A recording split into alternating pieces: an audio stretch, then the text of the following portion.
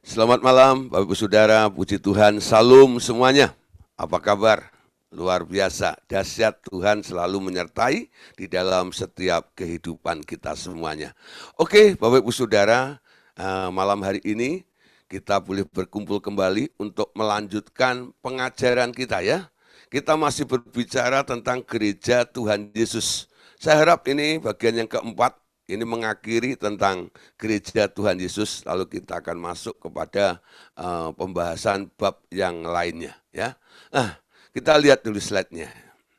Oke, saya buka. Oke, saudara, gereja Tuhan Yesus. Sekali lagi, kenapa namanya gereja Tuhan Yesus? Karena gereja itu yang punya Tuhan Yesus. Dia yang mendirikannya ya. Nah, ternyata saudara, gereja Tuhan Yesus itu digambarkan, yang sudah kita pelajari ya, gambaran hubungan Kristus dengan gerejanya itu ada 7. 4 hal sudah kita bahas selama 2 hari. Pertama, ya, bahwa Yesus adalah gembala dan gerejanya atau kita adalah domba-dombanya. Yang kedua, Yesus adalah pokok anggur dan kita adalah carangnya. Yang ketiga, Yesus adalah batu penjuru dan kita gerejanya hubungannya dengan batu penjuru adalah bangunannya. Amin.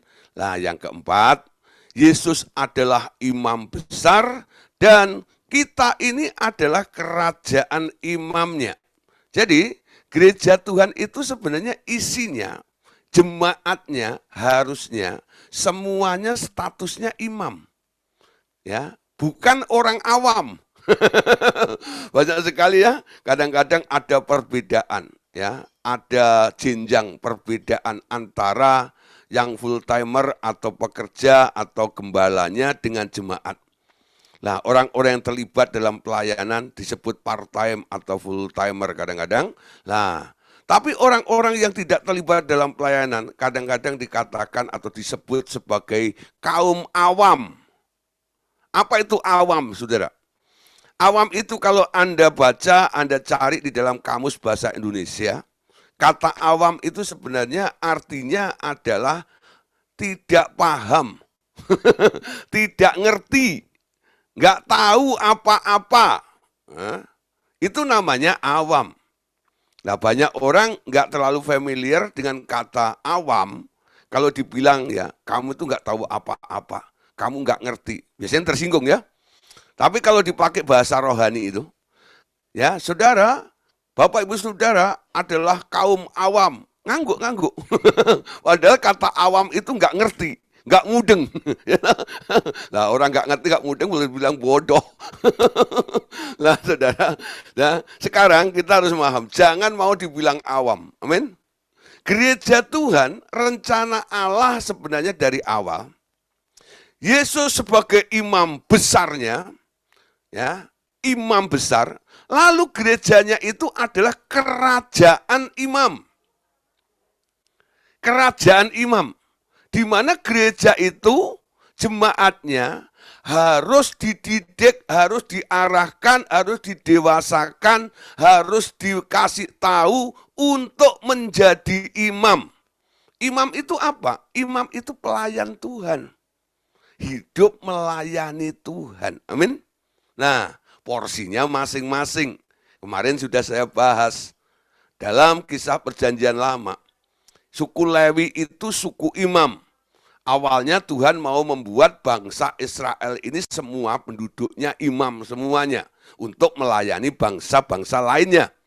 Tapi karena kesalahan teknis, ya, bangsa Israel menyembah patung lembu emas, akhirnya hanya satu suku yang tidak menajiskan diri yang tetap ditunjuk sebagai imam untuk melayani 11 suku yang lainnya. Ya, 11 suku Lewi ini semua penduduknya berapa? Banyak satu suku itu. Mereka dibagi menurut tugas masing-masing. Menurut kesanggupannya. Ada yang menjadi imam halaman, ada yang menjadi imam ruang kudus, ada yang menjadi imam ruang maha kudus. Ya, yang paling top Harun. Ya, Harun itu disebut imam besar. Nah, dulu sebelum Yesus turun, sebagai imam besar di muka bumi, Harun itu paling top dari antara segala imam. Tapi ketika keimaman Harun itu sudah tidak berlaku lagi, Yesus muncul. Amin. Yesus muncul menggantikannya. Dan Yesus keimamannya tidak berdasarkan keturunan dari Harun, tapi berdasarkan seperti apa yang terjadi kepada Melkisedek, tidak berbapak dan tidak beribu. Itu juga yang menjadi gambaran bagi kita semuanya. Mungkin kita bukan orang Lewi, ya, engkong kita bukan imam, tapi karena Anda telah ditebus, Anda telah dipilih oleh Tuhan. Sekarang kamulah bangsa yang terpilih, imamat yang rajani, bangsa yang kudus, umat kepunyaan Allah sendiri yang dipanggil keluar kepada terangnya yang ajaib. Amin. Nah, panggilan Allah kepada kita semuanya untuk menjadikan kita gerejanya menjadi imam. Dan ini harus ditangkap oleh para gembala-gembala, ya. Gembala-gembala sidang gereja harus mendewasakan jemaatnya supaya mereka terlibat dalam ministry, dalam pelayanan. Karena mereka adalah imam-imamnya Allah. Nah, saudara, kita masuk yang kelima sekarang. Hubungan Kristus dengan gerejanya apa? Yesus adalah kepala dan gerejanya adalah anggota tubuhnya. Amin. Ya, Yesus adalah kepala dan gerejanya adalah anggota tubuh Kristus. 1 Korintus pasal 12. Ayat 12 sampai ayat yang ke-13. Mari kita baca bersama-sama. Karena sama seperti tubuh itu satu, dan anggota-anggotanya banyak, dan segala anggota itu sekalipun banyak merupakan satu tubuh. Demikian pula Kristus, sebab dalam satu roh kita semua, baik orang Yahudi maupun orang Yunani, baik budak maupun orang merdeka, telah dibaptis menjadi satu tubuh. Dan kita semuanya diberi minum dari satu roh. Nah, saudara, ayat yang ke-27-nya kita baca dulu ya, lompat ini. Kamu semua adalah tubuh Kristus dan kamu masing-masing adalah anggotanya. Nah, Bapak Saudara, kita tahu sekarang ya. Jadi gereja Tuhan itu disebut sebagai tubuh Kristus. Sebelum Yesus membangun gereja, Yesus itu pernah curhat kepada murid-muridnya. Curhat tentang apa? Tentang masalah tubuh Kristus ini loh. Ya, Yesus pernah mengatakan begini kepada murid-muridnya atau kepada orang-orang banyak yang sering mendengar khotbah Yesus itu. Serigala punya liang, tapi burung di udara punya sarang. Ya, serigala punya liang, burung di udara punya sarang. Tetapi anak manusia yang dimaksud dirinya, yaitu Tuhan Yesus, tidak mempunyai tempat untuk meletakkan kepalanya. Dulu saya berpikir keliru. Saya pikir Yesus itu nggak punya bantal. Nah, saya pikir Yesus itu nggak punya bantal, ya, sehingga dia ngomong sama murid-muridnya. Anak manusia itu nggak punya tempat untuk meletakkan kepalanya. Tapi setelah saya menggali kebenaran-kebenaran firman Tuhan dan Roh Kudus memberikan pengertian demi pengertian, akhirnya saya nangkep. Apa yang disebut, yang dimaksud oleh Tuhan Yesus tentang tempat kepala itu.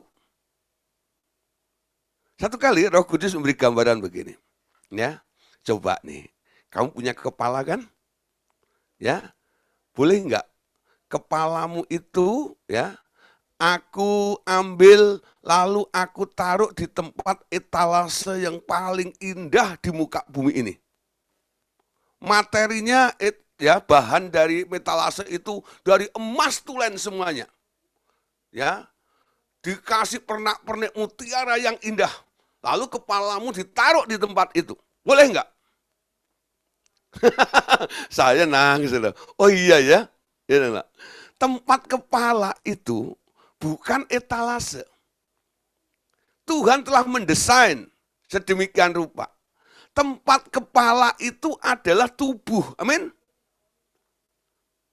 Tubuh Anda ini ya adalah tempat untuk menaruh kepala. Ketika Tuhan Yesus berkata, serigala punya liang, burung punya sarang, tapi anak manusia tidak punya tempat untuk meletakkan kepalanya. Sebenarnya Tuhan Yesus sedang ya berbicara tentang tubuh Kristus. Kala itu Yesus sedang membangun dasar dari para rasul.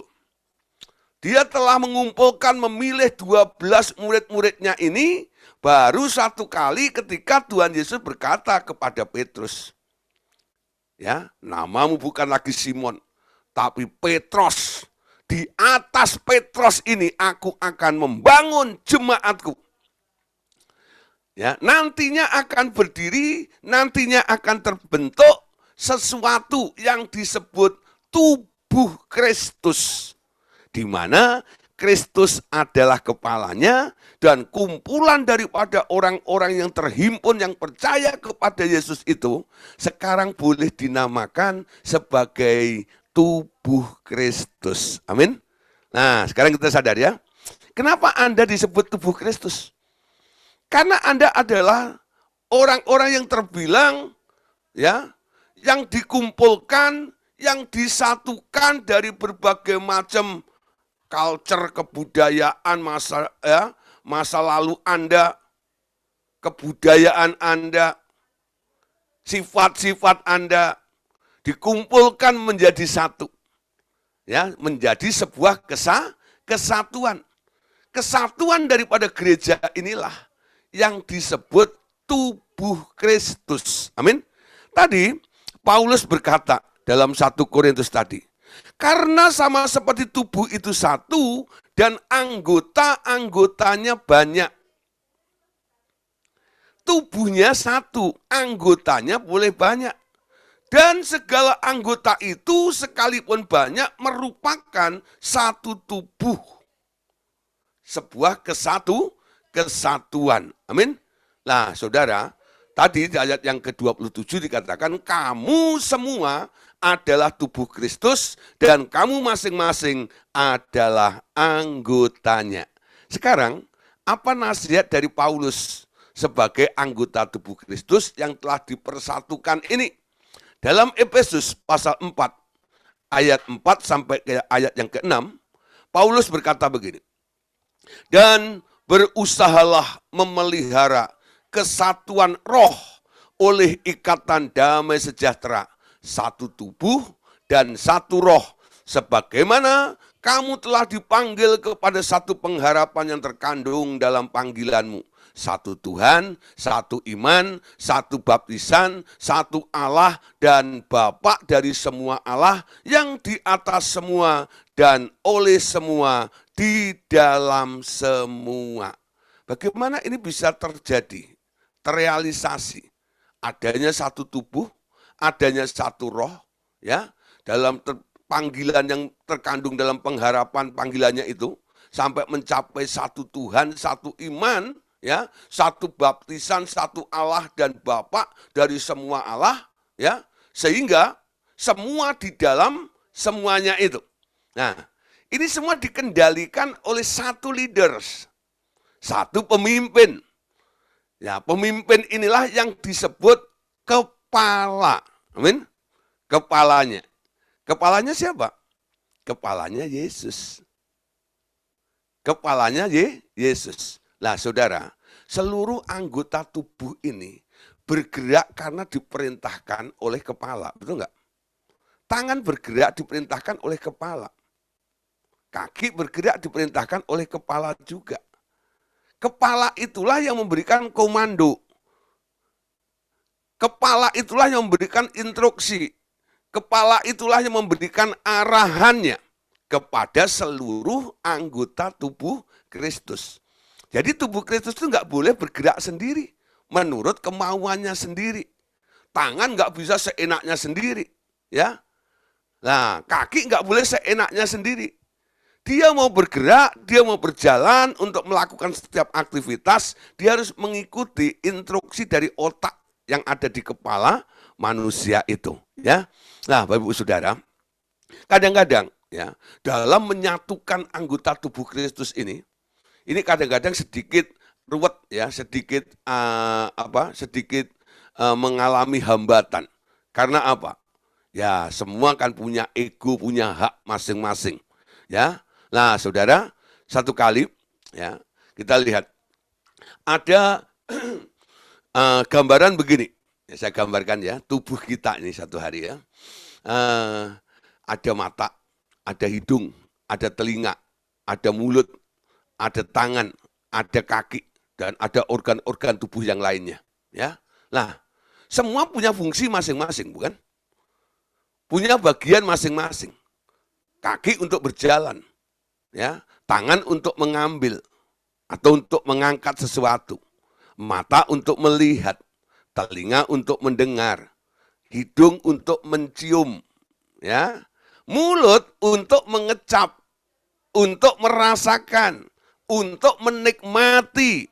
Nah, satu hari mata, hidung, telinga, ya, tangan, dan kaki, mereka ngobrol, ya.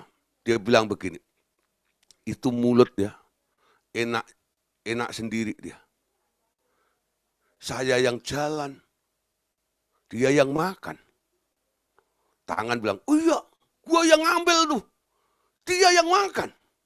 Hidung juga gini, gua yang cium tuh baunya, ya, sedap itu, dia yang makan. Telinga, ya, gua yang denger tuh, ya. Ada yang jualan teng teng teng teng teng. Itu telinga yang dengar ya. Nah, mulut yang makan juga nih, ya. Mulut tuh enak aja ya. Kayaknya semuanya sudah disediakan, tinggal buka gitu, lalu ngunyah gitu ya. Enak, setiap masuk, enak gitu ya. Nah, ginilah, yuk kita kasih pelajaran si mulut ini. Ya, mulai besok, kita jangan bergerak. Tangan, kamu jangan ambil apa-apa.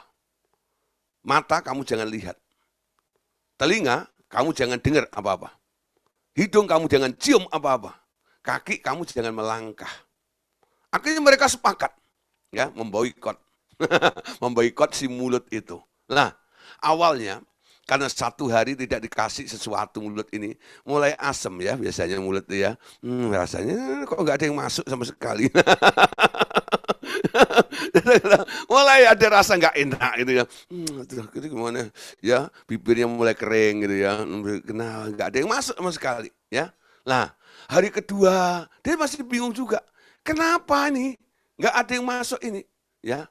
Hari ketiga ya, dia pikir, kenapa ini kok nggak ada yang masuk itu. Dia baru bertanya-tanya saja ya. Hari keempat, hari kelima, apa yang terjadi? Mulut sih nggak berdampak apa-apa ya. Cuman ya kering aja karena nggak ada yang masuk dan gitu aja gitu ya. Nah, tapi dia diem karena nggak bisa berbuat apa-apa. Karena semua disuplai oleh mata, hidung, telinga, kaki, dan tangan, bukan? Nah, tapi apa yang terjadi?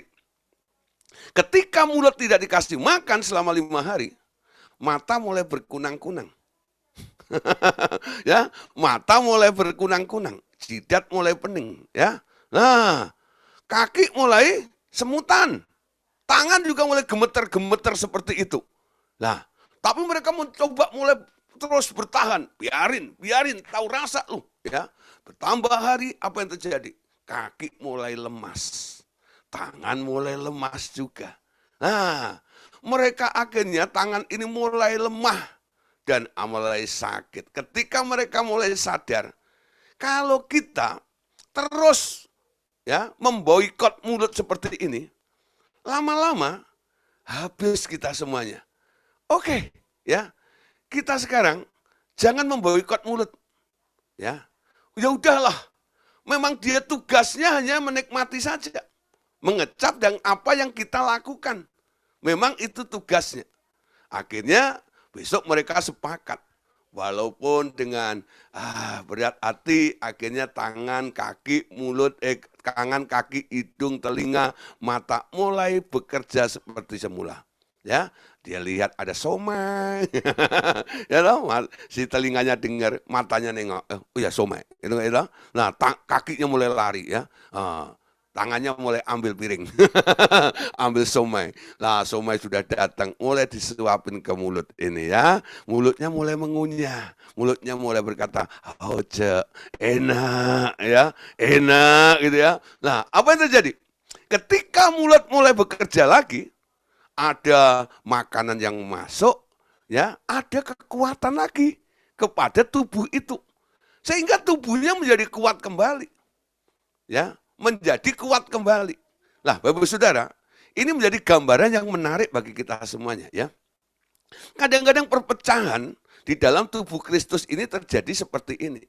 Karena apa? Iri dengan satu dengan yang lainnya, bukan?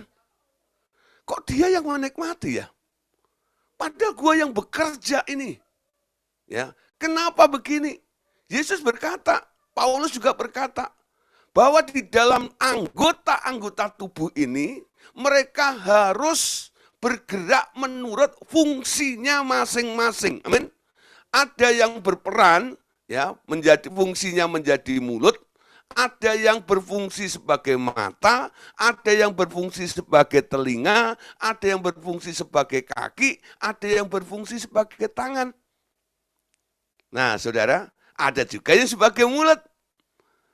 Kalau mungkin teman Anda, dia fungsinya mulut, dan Anda sebagai tangan, Anda tak perlu iri dengan dia. Kenapa? Memang dia mulut, Anda tangan. Lakukan tugasmu dengan maksimal sebagai tangan. Lakukan tugasmu dengan maksimal sebagai kaki. Lakukan tugasmu secara maksimal sebagai telinga. Lakukan tugasmu secara maksimal sebagai mata. Lakukan tugasmu secara maksimal sebagai hidung. Amin. Nah, ketika semua melakukan secara maksimal, hasilnya akan maksimal juga. Amin. Walaupun harus melalui sarana atau satu anggota tubuh yang namanya mulut yang hanya mengecap dan menikmati. Tapi apa yang dinikmati, yang dikecap, yang dirasakan oleh mulut itu membawa dampak. Ya, memberi kekuatan kepada siapa? Tangan, kaki, hidung, mata, telinga. Mulut itu melakukannya bukan untuk dirinya. Mulut itu melakukannya untuk kepentingan tangan, kaki, ya. Nah, saudara, sekarang kita perhatikan di sini. Bukan berarti apa yang Anda lakukan itu, ya, itu hanya berguna untuk orang lain. Memang kelihatannya Anda sedang melakukan untuk orang lain. Tapi ketika Anda melakukan untuk orang lain, apa yang Anda lakukan untuk orang lain itu sebenarnya juga akan mengalir kepada diri Anda. Amin. Ya. Jadi mulut mengunyah, mulut makan. Ketika dia makan, tubuh tangan itu jadi kuat. Kaki jadi kuat gara-gara mulutnya makan. Awalnya tangan memberi makan kepada mulut, kaki memberi makan kepada mulut. Ketika mulut itu makan, kakinya jadi sehat. Kakinya jadi kuat. Amin. Nah, saudara, inilah yang harus dimengerti oleh setiap anggota tubuh Kristus. Nah, sekarang kita harus memahami. Ketika Anda disatukan di dalam satu tubuh ini, fungsi Anda apa sebenarnya? Anda harus menangkap. Ya, supaya Anda nggak kecewa. Supaya Anda tahu apa yang harus Anda lakukan sebagai anggota kesatuan tubuh Kristus ini. Amin. Nah, saudara, semua anggota tubuh Kristus ini harus nurut sama kepalanya, yaitu Tuhan Yesus. Amin. Nah, saudara, sekarang ya, ini bagian yang kelima. Yesus adalah kepala, kita adalah anggota tubuh Kristus. Amin. Nah, sekarang yang keenam. Nah, hubungan antara Kristus dan jemaatnya. Kristus adalah Adam terakhir dan gerejanya adalah ciptaan baru. Ya, Kristus adalah Adam yang terakhir dan kita adalah ciptaan baru. Kenapa Adam terakhir? Karena ada Adam pertama. Siapa Adam pertama? Manusia yang dibuat oleh Allah, ya, menurut rupa dan gambarnya, lalu ditaruh di muka bumi, tapi gagal menjalankan misinya. Ya, gagal menjalankan misinya. Nah, saudara, keturunan daripada Adam yang pertama ini, semuanya sudah mengadopsi satu roh, namanya roh pemberontakan. Berontak itu tidak taat. Dan itu turun-temurun. Sampai ribuan tahun. Sampai datanglah Tuhan Yesus diturunkan ke bumi oleh Bapaknya. Ketika Yesus turun ke bumi, Yesus sekarang disebut sebagai Adam yang terakhir. Dan Adam yang terakhir ini ketika menjalankan misinya di muka bumi, beda dengan Adam yang pertama. Sama-sama digoda oleh si iblis. Tapi Adam yang terakhir ini tak tergoda. Amin? Kalau Adam pertama tergoda dan jatuh, sekarang Adam yang terakhir ini digoda, tapi dia tidak jatuh juga. Nah, dia menunjukkan dirinya bahwa ada potensi ketaatan di dalam Adam yang terakhir di dalam Tuhan Yesus ini. Nah, Bapak Saudara, sekarang hubungan gereja dengan Tuhan Yesus itu digambarkan. Yesus adalah Adam terakhir dan kita adalah ciptaan yang baru. Ya, lah saudara, Adam terakhir itu apa? Adam pertama apa? Adam pertama menghasilkan kematian. Ya, karena semua orang telah berbuat dosa dan kehilangan kemuliaan Allah. Upah dosa adalah maut. Nah, itu konsekuensinya. Kalau kamu makan buah itu, kamu akan mati. Jadi Adam pertama membawa kematian. Adam yang kedua atau Adam yang terakhir, dia memberi hidup. Amin. Dia berkata, di dalam dia ada hidup dan hidup itu adalah terang manusia. Nah, Yesus memberi hidup. Ketika orang berjumpa dengan Tuhan Yesus, dia dihidupkan sebenarnya. Mengalami status yang baru. Disebut manusia baru, ciptaan baru di dalam dia. 1 Korintus pasal 15 ayat yang ke-22. Mari kita baca. 1 Korintus pasal 15 ayat 22. Karena sama seperti semua orang mati dalam persekutuan dengan Adam. Demikian pula semua orang akan dihidupkan kembali dalam persekutuan dengan Kristus. Amin. Ya, jadi persekutuan dengan Adam pertama ini menghasilkan kematian.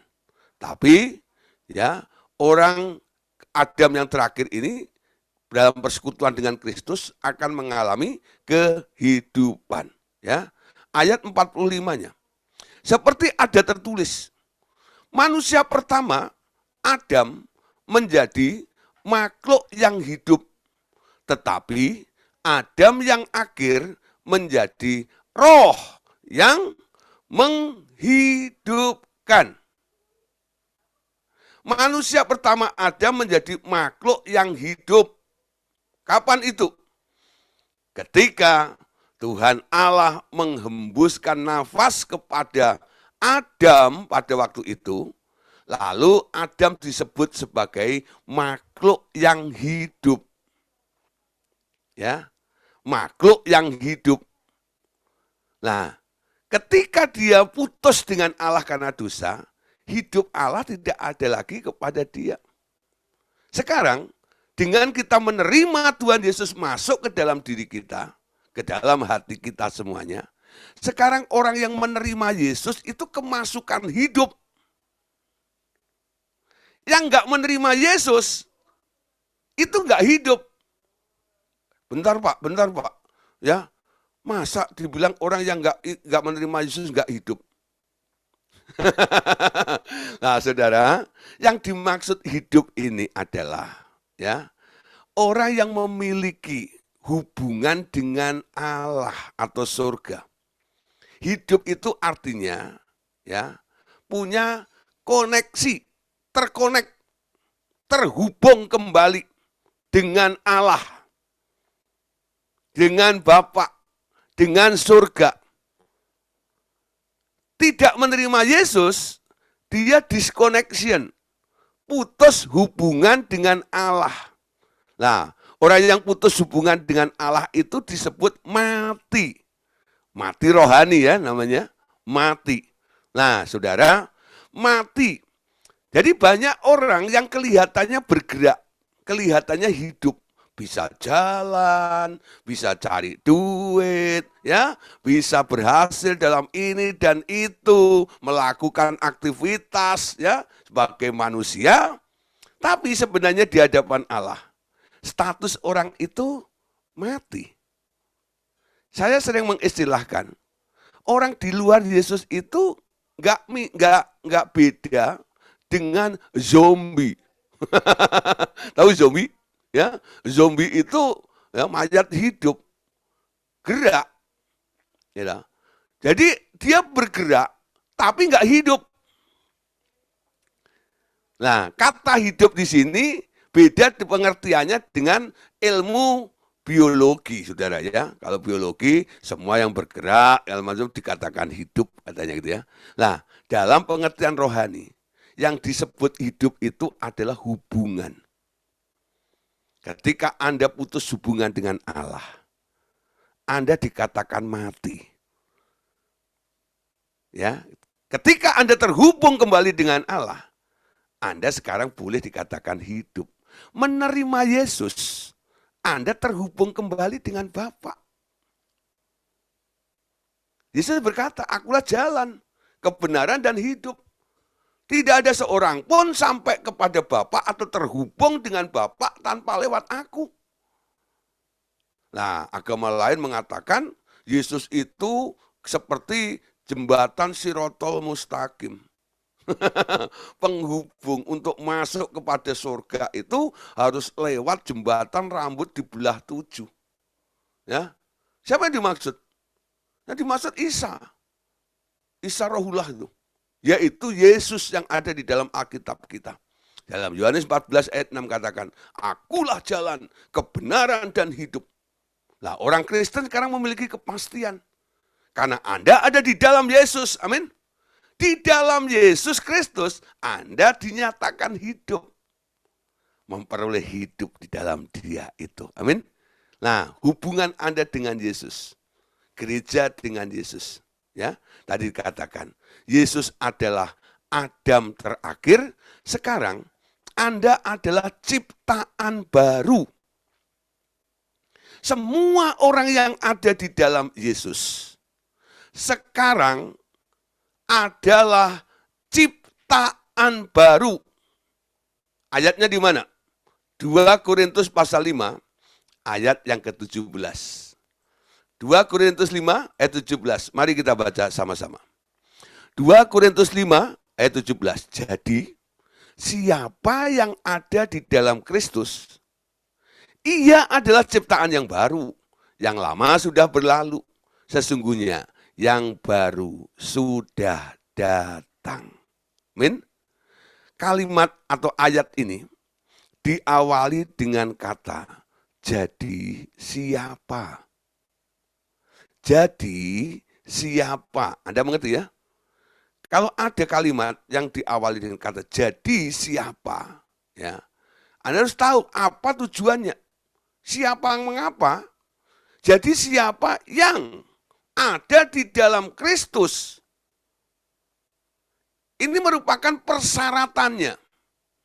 Kalau enggak di dalam Yesus, beda lagi. Jadi, siapa yang ada di dalam Kristus, ia adalah ciptaan baru. Amin. Bagaimana Anda bisa menjadi ciptaan baru? Karena Anda ada di dalam Yesus. Amin.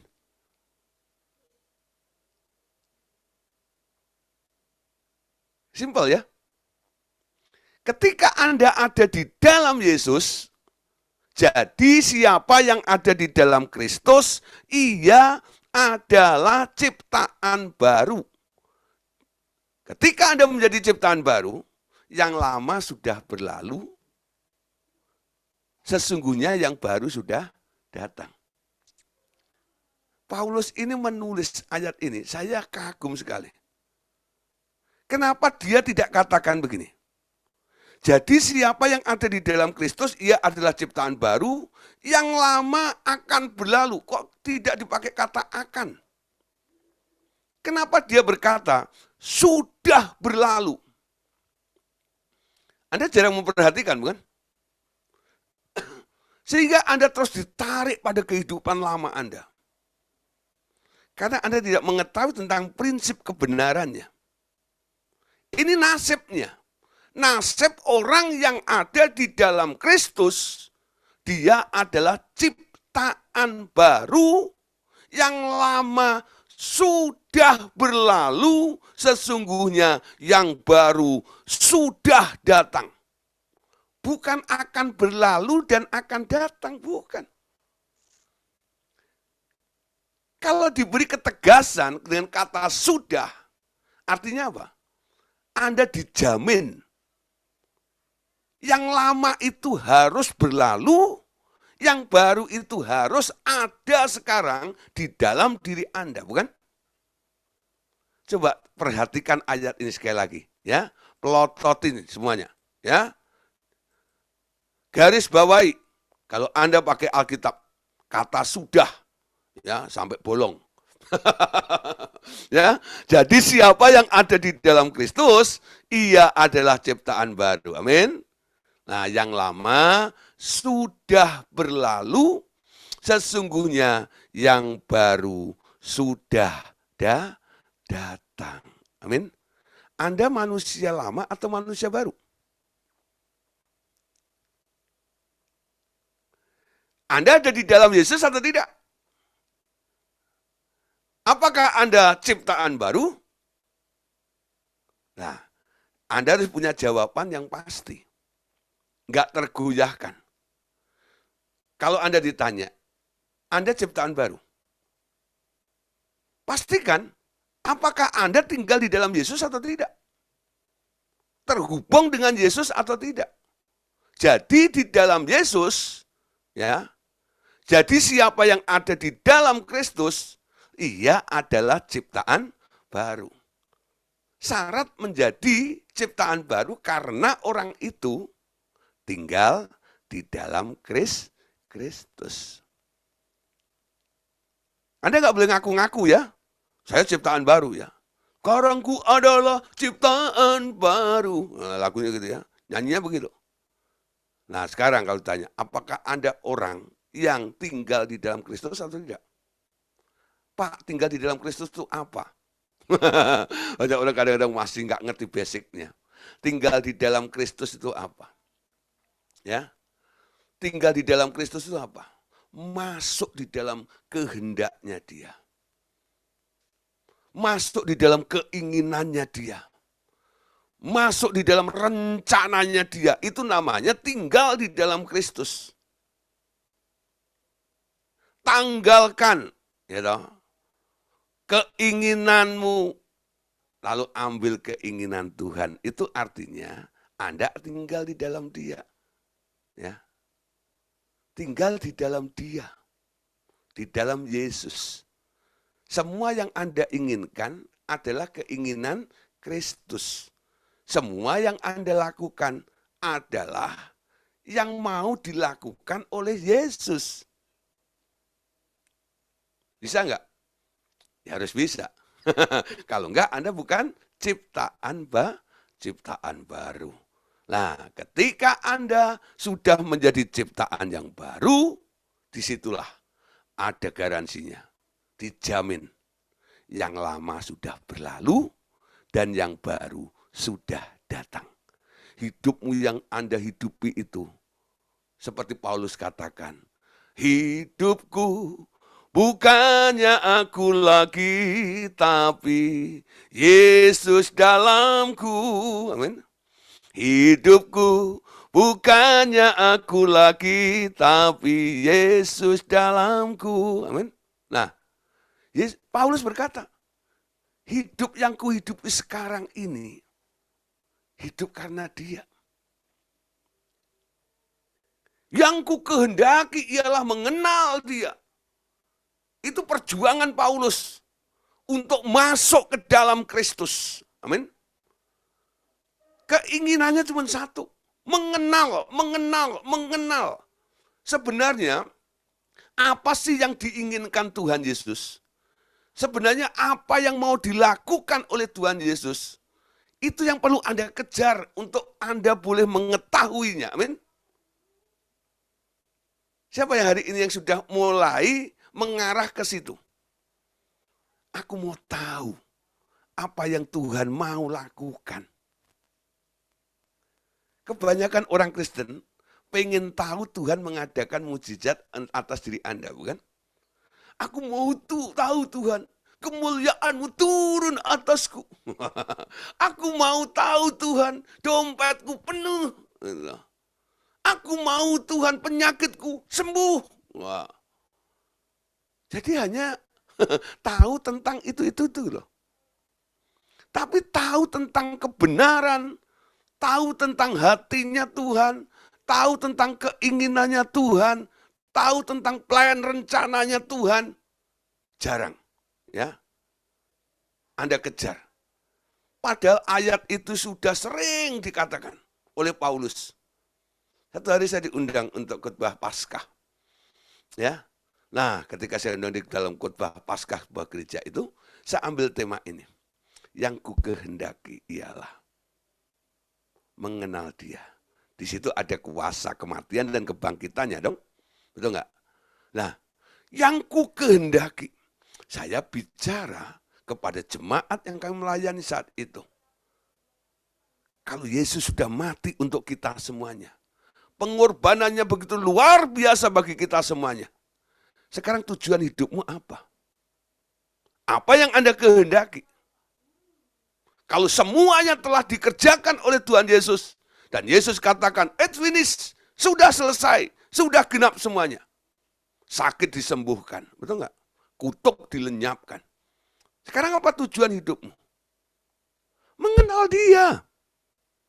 Belajar seperti apa yang dikatakan oleh Paulus. Yang ku kehendaki adalah mengenal Dia. Mengenal. Amin. Mengenal isi hatimu. Aku pun bersyukur. Ya. Nah, apakah Anda kenal Tuhan? Banyak orang hanya tahu Tuhan. Oh, tahu Dia pembuat mujizat. Tapi apakah Anda kenal? Orang yang mengenal Tuhan, dia tahu apa yang diinginkan oleh Tuhan untuk hidup kita. Amin. Nah, itu namanya kenal. Mengenal tujuan, terus gerakkan. Sehingga Anda hidup di dalam Kristus, otomatis ketika tujuanmu mengenal kebenaran itu, arah hidupmu mulai berubah. Disitulah yang disebut Anda menjadi ciptaan baru.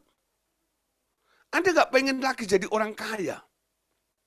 Anda nggak pengen lagi jadi orang hebat. Kalau toh Anda kaya, kalau toh Anda jadi orang hebat, itu bukan karena Anda pengen kaya atau Anda pengen hebat. Karena Dia mau Anda kaya dan Anda jadi hebat. Amin. Beda. Di dalam Yesus tidak jadi kere. Enggak, saudara. Yesus katakan, aku datang untuk memberikan hidup dan hidup dalam segala kelimpahan. Orang-orang di dalam Yesus itu didandani begitu rupa dengan kemuliaan yang luar biasa. Supaya apa? Nama Tuhan dimuliakan. Amin. Apakah Anda sudah cocok dan pantas untuk dimuliakan? Ketika Anda buang keinginan Anda untuk jadi orang hebat, terkenal. Satu kali Tuhan bilang, aku mau kamu jadi terkenal. Bukan karena Anda pengen terkenal. Tapi karena Dia yang mempromosikan Anda. Ya, Dia yang membuat Anda jadi kaya. Dia yang membuat Anda jadi hebat. Dalam segala aspek kebutuhan Anda. Mulai Tuhan, mungkin hari ini Anda punya kebutuhan. Kebutuhan apa? Mungkin Anda sakit. Anda menggebu Tuhan, aku mau sembuh. Dengan Anda berjuang mau pengen sembuh itu. Nah nanti Anda hanya pengen kesembuhan itu. Tanpa mengetahui kehendak Allah dalam diri Anda. Anda boleh katakan, Tuhan, Engkau tahu semua keadaanku. Biarlah kehendak-Mu terjadi di dalam hidupku. Ya, lalu Tuhan bilang, aku mau kamu sembuh. Anda sembuh bukan karena Anda pengen sembuh. Tapi karena Tuhan Yesus berkata, aku mau kamu sembuh. Amin. Nah, ini mungkin Anda masih bingung. Tapi nanti Roh Kudus akan membawa kepada pengalaman itu. Beberapa orang yang kami layani, karena mereka ngebet pengen ini, pengen itu, termasuk pengen sembuh, pengen bebas dari persoalannya. Ya, apa yang terjadi? Mereka bergumul bertahun-tahun dan tak pernah mengalami perubahan. Tapi ketika dia mau mengerti kehendak Tuhan, lalu Tuhan bicara, aku tahu keadaanmu. Aku mau kamu sembuh. Aku mau kamu pulih. Hari itu juga dia mengalami mujizat. Karena dia ada di dalam kehendak Tuhan. Amin. Bukan dalam keinginannya. Itu namanya tinggal di dalam Kristus. Ketika Anda tinggal di dalam Kristus, Anda adalah ciptaan baru. Yang lama sudah berlalu, yang baru sekarang sudah datang. Apa itu yang lama?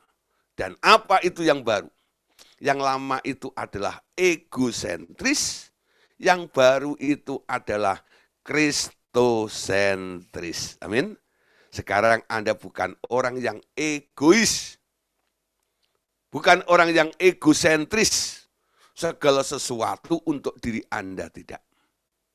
Sekarang Anda mulai berpikir, semuanya adalah untuk Tuhan. Amin. Nah, saudara, mulai paham ya di sini. Sekarang Yesus mengajarkan hal itu kepada kita, bahwa Dia adalah Adam terakhir dan kita adalah ciptaan baru. Adam terakhir memberikan hidup dan kita hidup di dalam hidup yang baru bersama Dia. Bagian terakhir, saudara, tentang gambaran Yesus dengan jemaatnya. Yesus adalah mempelai laki-laki dan gerejanya adalah pengantinnya, ya. Nah, Yesus mempelai laki-laki, gerejanya pengantinnya. Nah, saudara, ketika nanti terjadi pernikahan anak domba, musiknya bunyi teng teng teng teng teng teng teng teng teng teng teng teng teng teng teng teng teng teng. Oh, ya, itu musiknya pengantin. Ya, kalau di Jawa beda ya, tak jeglung mantannya ditemok nih gitu. itu lagunya orang Jawa itu pakai kenong gitu, glung gitu. Nah, ning nong ning glung gitu ya. Mantannya ditemok nih lah gitu ya. Nah, itu temu manten istilahnya. Nah, saudara, semua pernikahan di dunia ini adalah menggambarkan pernikahan kekal antara gereja dengan Tuhan Yesus. Tuhan Yesus adalah mempelai laki-laki dan gerejanya adalah pengantinnya. Jadi kata mempelai perempuan itu sebenarnya boleh Anda katakan ganti dengan istilah pengantin. Kata pengantin itu untuk perempuannya, ya, nggak ada pengantin laki-laki. Mempelai, ya, mempelai laki-laki, lah perempuannya namanya pengantin, ya. Ketemunya mempelai dengan pengantin ini. Nah sekarang, ini memang untuk masa depan kita. Nanti semua gerejanya ini akan dijemput oleh Tuhan Yesus di awan-awan. Ketika sangkakala berbunyi, amin. Nah, yang ikut rapture itu kandidat, walaupun nggak semuanya, kandidat menjadi mempelai Kristus. Nggak semua orang yang rapture nanti jadi mempelai Yesus loh. Karena nanti di sana ada yang menjadi tamu undangan, ada yang dibuang ke ratap kertak gigi, ada yang menjadi mempelai Kristus. Jadi mempelai Kristus itu seleksinya ketat sekali. Kenapa? Karena Yesus mau menikah dengan perempuan yang sudah dewasa. Amin. Yang belum dewasa, ya nggak nikah. Siapa di sini yang mau nikah sama yang masih anak-anak? Ya umurnya sih udah tua itu ya, tapi masih mbok, mak, gitu ya. Nah, Anda cari perempuan yang sudah dewasa, baru nih cocok nih untuk nikah, udah siap untuk nikah ya. Yesus sama, dia cari jemaat yang dewasa. Semua yang rapture belum tentu dewasa. Kenapa belum dewasa? Karena tingkat pertumbuhannya ketika di bumi, mereka tidak mengejar dengan sungguh-sungguh. Mereka yang mengejar dengan sungguh-sungguh, ya, tingkat kedewasaannya ini semakin dia mengejar, menggunakan waktunya untuk bertumbuh di dalam Tuhan. Dia sudah bertumbuh ketika di bumi ini. Ketika dia rapture, dia sudah menjadi perempuan yang dewasa. Gereja yang dewasa. Amin. Nah, ngerti ya? Perkara rapture. Rapture itu untuk apa? Untuk memisahkan supaya orang tidak kena murka antikris. Dari bahaya itu. Ya, lalu terjadi dua kelompok. Ada yang di awan-awan, lalu ada yang ada di bumi ini. Selama kerajaan 1000 tahun, disitulah nanti akan terjadi pernikahan anak domba Allah. Amin. Mari kita lihat ayatnya. Yohanes 3 ayat 29. Yohanes 3 ayat 29. Yang empunya mempelai perempuan ialah mempelai laki-laki. Tetapi sahabat mempelai laki-laki yang berdiri dekat dia dan yang mendengarkannya sangat bersuka cita. Mendengar suara mempelai laki-laki itu. Itulah sukacitaku dan sekarang sukacitaku itu penuh. Lah saudara, di sini ada kata sahabat mempelai laki-laki. Siapa yang dimaksud? Yohanes. Yohanes itu menjadi baseman-nya ya, sahabat mempelai laki-laki. Yohanes itu hanya menghantar Tuhan Yesus ketemu dengan pengantinnya, yaitu gereja Tuhan. Ketika Yesus sudah ketemu dengan gerejanya Tuhan itu, Yohanes berkata, dia harus semakin bertambah, aku semakin berkurang. Yohanes menarik diri mundur. Kenapa? Yohanes itu bukan pengantin. Yohanes itu orang hebat loh. Orang berpengaruh pada waktu itu. Tapi Alkitab mengatakan, Yohanes itu bukan pengantin. Yohanes itu adalah sahabat dari mempelai laki-laki. Sahabatnya Yesus. Tapi bukan pengantinnya. Ya, sahabatnya. Pengantinnya siapa? Kita bersyukur, saudara. Menjadi orang Kristen masa perjanjian baru. Karena orang Yahudi itu bukan pengantinnya juga. Ketika Tuhan kembali menyayangi Sion nanti, gereja Tuhan sudah diangkat. Ketika Tuhan mulai berperkara melindungi orang-orang Israel yang ketinggalan itu, di udara itu, kerajaan 1000 tahun nanti, di sana sudah dibuka acara pernikahan anak domba. Yang di bumi nggak menikmati. Jadi pengantin ini kesempatan bagi gereja masa perjanjian baru ini. Anda dan saya, kandidat kesempatan ini jangan Anda sia-siakan. Target Anda paling tidak, aku harus menjadi istrinya Tuhan Yesus. Ya, nah calon istri sekarang apa? Pacarnya, lagi yang-yangan sama Yesus. Nah, orang lagi pacaran biasanya kan rajin baca suratnya, baca Alkitab, gitu ya. Nah, aku cinta Yesus, ya. Belum jadi istri, tapi Anda sudah mulai mengasihi, mau mengenal, supaya apa? Anda jadi istri yang tahu siapa suamimu nanti. Amin. Bu Esther udah ketawa-ketawa, aku juga mau loh gini ya.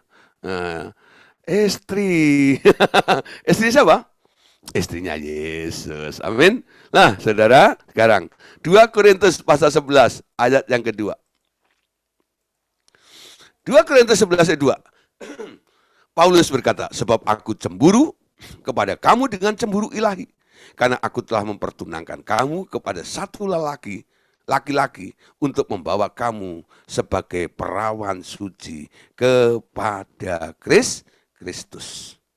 Paulus ya dalam pelayanannya dia tahu targetnya.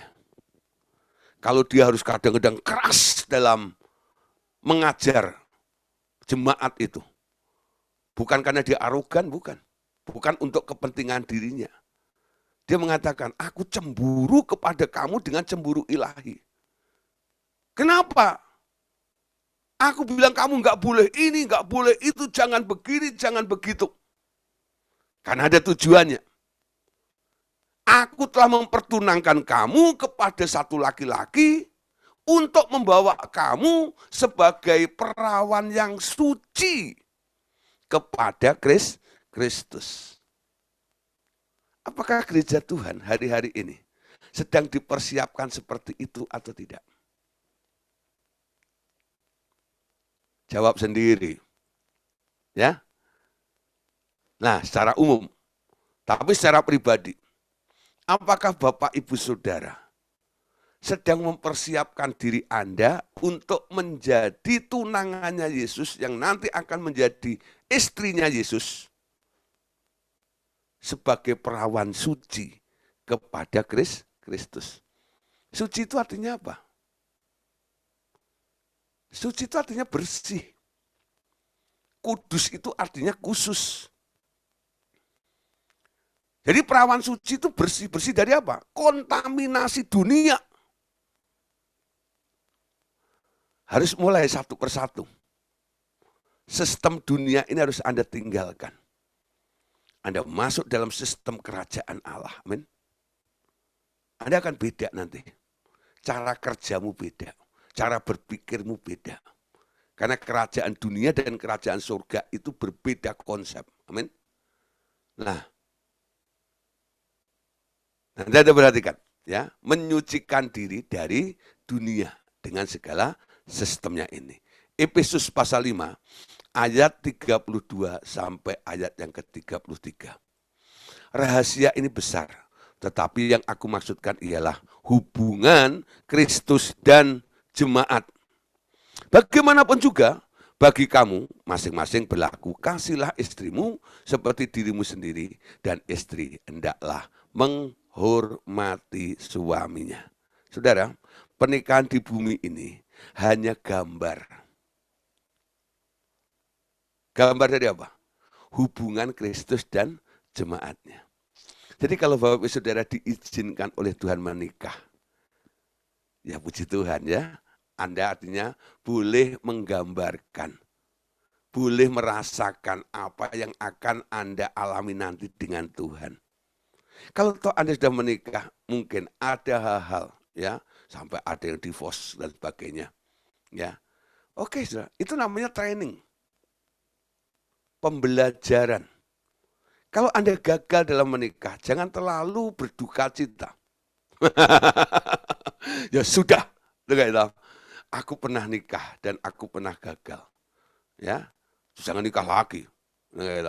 Nah, cukuplah ya dari pengalaman pertama ini. Sekarang aku mau belajar lebih lagi supaya nanti dalam pernikahanku dengan Yesus aku tidak mengalami kegagalan seperti ini. Lah bagaimana dengan yang belum menikah? Mulai belajar membayangkan dengan Tuhan aja, ya. Nah, ada beberapa orang yang suaminya meninggal atau istrinya meninggal. Ya, saya bilang, kalau suamimu meninggal sekarang, Yesuslah nanti akan menjadi suamimu. Ya, hidup ini bukan melulu kawin. Ya, nah orang kawin nggak ada selesainya. Emang kucing doang. Orang kawin nggak ada selesainya, nggak ada lah. Nah, tapi kita tahu ini hanya pembelajaran. Apa yang dikatakan tadi? Kasihlah istrimu seperti dirimu sendiri. Ya, Yesus begitu mengasihi jemaatnya. Sebaliknya, istri Anda dan saya kepada Tuhan Yesus apa sikapnya? Hendaklah menghormati. Anda hormat kepada Yesus. Bukan berarti tiap pagi Anda hormat, bro. Ngapain? Pak Andreas Daryanto hormat sama Yesus. Bukan. Hormat di sini respect, ya. Respect dengan Yesus. Ya. Menghormati dia. Tanda menghormati apa? Mendahulukan haknya dia, betul enggak? Dan melakukan kewajiban Anda. Itu artinya menghormati. Bukan gini tok. Ya. Ya, menghormati Yesus. Amin. Nah, saudara ya, itu gambaran-gambaran tadi itu. Apa yang terjadi dalam kitab Wahyu 19? Ini yang akan terjadi nanti, saudara, dalam perkawinan itu. Nah, inilah puncaknya perkawinan anak domba nanti. Marilah kita bersukacita dan bersorak-sorai dan memuliakan Dia. Karena hari perkawinan anak domba telah tiba dan pengantinnya telah siap sedia. Dan kepadanya dikaruniakan supaya memakai kain lenan halus yang berkilau-kilauan dan yang putih bersih. Lenan halus itu adalah perbuatan-perbuatan yang benar dari orang-orang kudus. Amin. Nah, nanti akan tiba. Namanya hari perkawinan anak domba.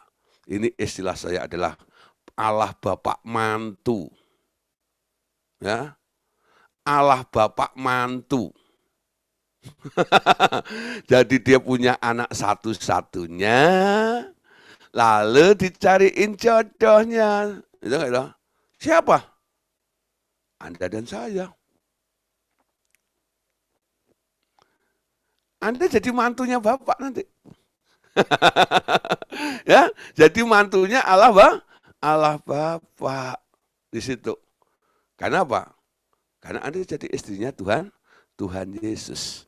Nah, tadi dikatakan ya, dan kepadanya dikaruniakan supaya memakai kain lenan halus yang berkilauan-kilauan, yang berkilau-kilauan dan yang putih bersih. Apa itu lenan halus? Lenan halus adalah perbuatan yang benar dari orang-orang yang kudus, saudara. Hari ini kita membahas ya tentang 7 gambaran. Sudah komplit. Ya, Yesus adalah gembala, kita dombanya. Yesus pokok, kita carangnya. Amin. Yesus batu penjuru, kita bangunannya. Yesus imam besar, kita kerajaan imamnya. Amin. Ya. Nah, saudara, terus apa lagi? Yesus adalah kepala, kita adalah tubuh Kristusnya. Yesus adalah Adam terakhir, kita adalah ciptaan baru. Yang ketujuh, Yesus adalah mempelai laki-laki, Anda adalah pengantinnya. Amin. Nah, saudara, untuk menutup ya, tentang gereja Tuhan Yesus ini. Gereja Tuhan Yesus ini adalah gereja yang Ya, Apa itu saudara? Itu artinya umum. Dalam pengakuan iman rasuli atau kredo, ada pengakuan akan adanya gereja yang gereja yang umum, yakni pengakuan sebagai anggota dari tubuh Kristus di seluruh dunia. Kita menyadari bahwa kita adalah bagian dari gereja Tuhan Yesus yang ya. Jadi kita ini bagian dari gereja yang mendunia. Ya, baik yang di Korea, Uni Soviet, ya Amerika, China, ya India, ya. Anda termasuk bagiannya juga. Nah, saudara, itu sering diingatkan tentang gereja yang ya, di kalangan orang karismatik jarang dibacakan. Mungkin ada Bapak Ibu Saudara yang belum tahu apa itu kredo atau pengakuan iman rasuli. Nah, di sini saya kutip ya, tentang pengakuan iman rasuli. Nah, di kalangan gereja Protestan ini sering dibacakan ya, tentang pengakuan iman rasuli. Bunyinya begini. Aku percaya kepada Allah, Bapa yang Maha Kuasa, Khalik langit dan bumi. Aku percaya kepada Yesus Kristus, anaknya yang tunggal, Tuhan kita yang dikandung dari Roh Kudus, lahir dari anak Maria, yang menderita di bawah pemerintahan Pontius Pilatus, disalibkan, mati dan dikuburkan, turun ke dalam kerajaan maut. Pada hari yang ketiga, bangkit pula dari antara orang mati, duduk di sebelah kanan Allah Bapa yang Maha Kuasa, dan akan datang dari sana untuk menghakimi orang-orang yang hidup dan yang mati. Aku percaya kepada Roh Kudus, gereja yang kudus dan persekutuan orang kudus, pengampunan dosa dan kebangkitan tubuh dan hidup yang kekal. Amin. Ya. Nah, saudara, Tuhan menginginkan kita semuanya dalam gerejanya ini supaya gereja ini menjadi gereja yang satu. Itu yang dirindukan oleh Tuhan Yesus. Makanya dia berdoa dalam Yohanes 17 ayat 20 sampai 23.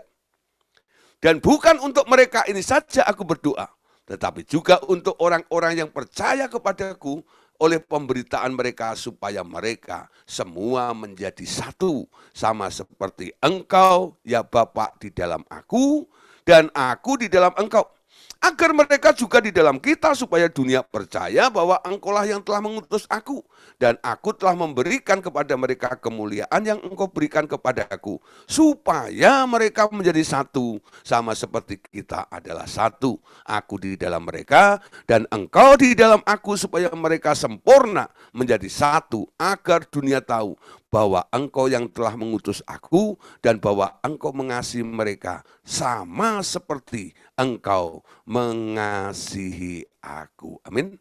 Jadi Tuhan Yesus dalam doanya, ya, ada doa yang diajarkan Yesus, namanya doa Bapa kami. Yohanes 17 ini doanya Tuhan Yesus. Apa yang didoakan oleh Tuhan Yesus untuk gerejanya? Yesus mau gerejanya itu menjadi satu. Amin.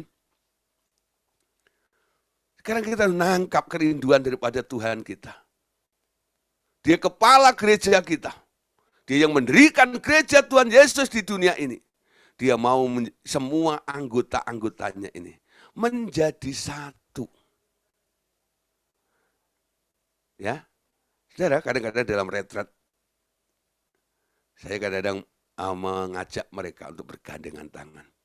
Mari saudara, sebelum kita berpisah, sebelum kita perjamuan kudus akhir ini, mengakhiri acara ini, mari kita gandengan tangan dan naikkan pujian. Satukan kami ya Tuhan, bersama dengan tali yang tak putus. Satukan kami ya Tuhan, bersama dengan kasih sempurna. Tubuh Kristus satu. Amin. Saya ingatkan, Anda dan saya, walaupun tempatnya berbeda, denominasinya berbeda, tapi Anda dan saya adalah satu. Satu kesatuan di dalam gereja yang dibangun oleh Tuhan Yesus. Jangan sampai merek denominasi memisahkan Anda. Aku bukan orang Pantekosta. Aku bukan orang Bethel. Aku bukan orang karismatik. Aku bukan orang Protestan yang suka protes. Aku bukan orang Katolik. Ya. Jangan memecah belah seperti itu. Hormati, rangkul mereka menjadi sebuah kesatuan. Amin. Saya tidak alergi ya dengan denominasi apapun juga. Kalian bersahabat. Saya bersahabat dengan orang Katolik, bersahabat dengan orang Protestan. Karena saya memandang mereka bagian dari tubuh itu. Ya. Nah, saudara, jangan memecah belah karena hanya merek denominasi, organisasi. Ayat yang terakhir. Nah, dengar ayat terakhir langsung melek. Ya. 1 Korintus 12 ayat 13. Sebab dalam satu roh kita semua baik orang Yahudi maupun orang Yunani, baik budak maupun orang merdeka, telah dibaptis menjadi satu tubuh. Dan kita semua diberi minum dari satu roh. Amin. Nah, satu tubuh diberi minum dari satu roh, yaitu Roh Kudus. Amin. Nah, ini catatan konkordansnya ya, tentang eklesia. Anda bisa cari sendiri. Ya, itu adalah Christiani Community. Ya, jadi seperti kumpulan orang-orang Kristen, eklesia. Nah, saudara, terima kasih. Malam hari ini kita sudah selesaikan tentang gereja Tuhan Yesus Kristus. Amin. Puji Tuhan. Amin.